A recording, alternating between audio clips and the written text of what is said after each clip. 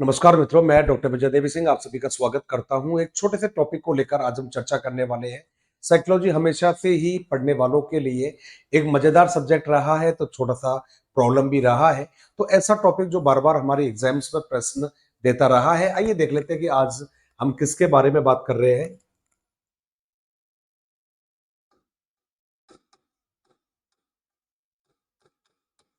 तो मित्रों, ये एक ऐसा टॉपिक है जो आपके एग्जाम्स में अमूमन आप लोगों ने प्रश्न देखे होंगे।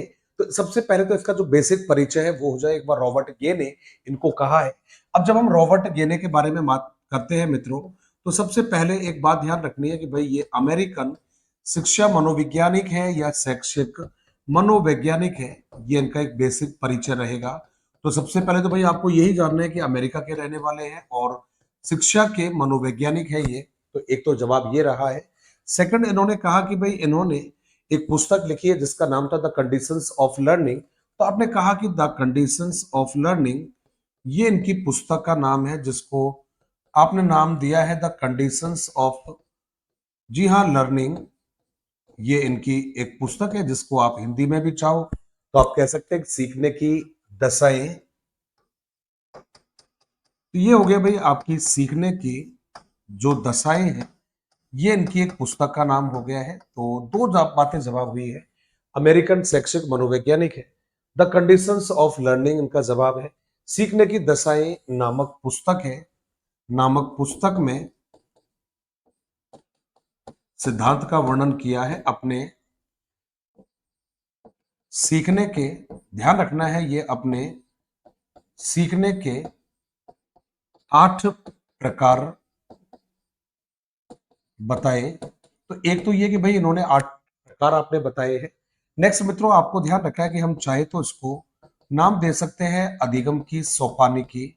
तो आप कह सकते हैं इसको अधिगम की सोपानी की, आपने इनको नाम दिया है। अब मित्रों, ये बेसिक परिचय है इनके बारे में।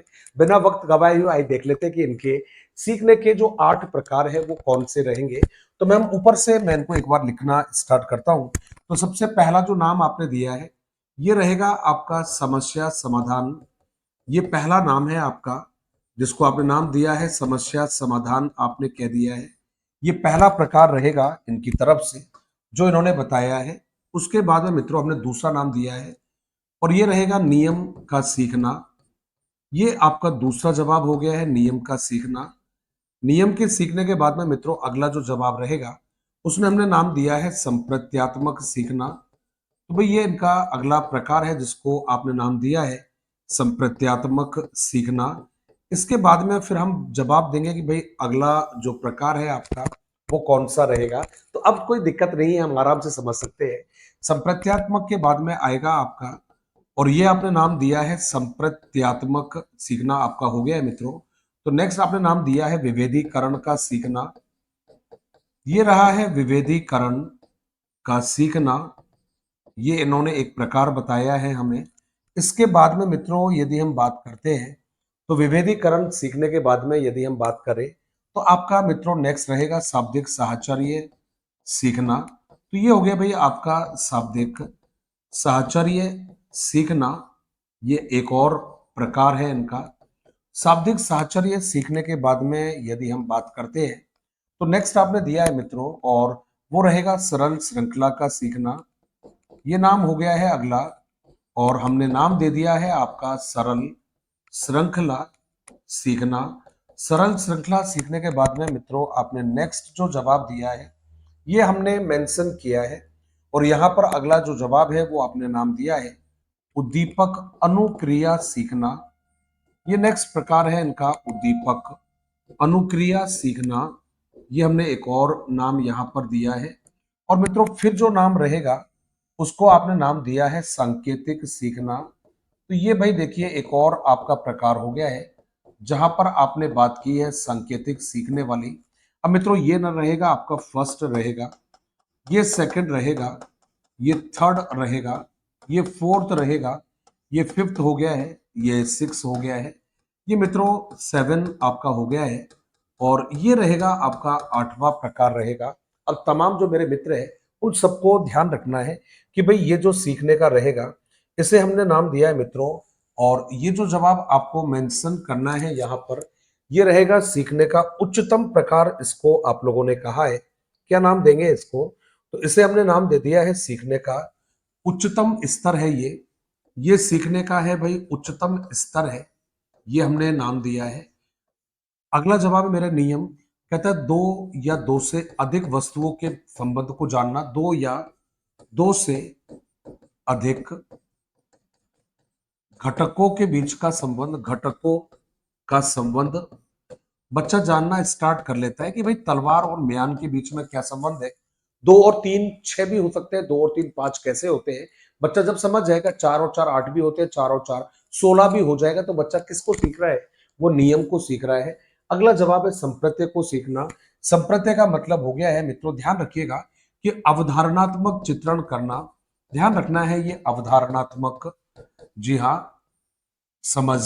अब अवधारणात्मक समझ का मतलब होता है इस लेवल पर आने के बाद में बच्चा ये समझ जाता है हमेशा दिन और रात के बीच में क्या संबंध है, दिन के बाद में ही रात क्यों होती है, रात के बाद में ही दिन क्यों होता है, पृथ्वी या सूर्य की स्थितियां क्यों बदलती रहती है, उसे आपने अवधारणा कहा है। कहते हैं साहब ये आपने कहा कि समान और असमान या समान और असमानता को पहचान करना, तो दो या दो के बीच के जो संबंध होते हैं उन संबंधों को पहचानना स्टार्ट करता है। इसे नाम दिया है समान और असमानता को पहचानना। कहता है भाई भाषा सीखना, भाषा सीखना। अब भाषा सीखने की कहानी आप लोगों को मालूम है कि भाई हम शब्दों के मेल से वाक्यों को जोड़ना स्टार्ट करते हैं, उसे आपने शाब्दिक साहचर्य सीखना कहा है। सरल श्रृंखला का मतलब होता है सब शारीरिक या फिर पेशीय अधिगम।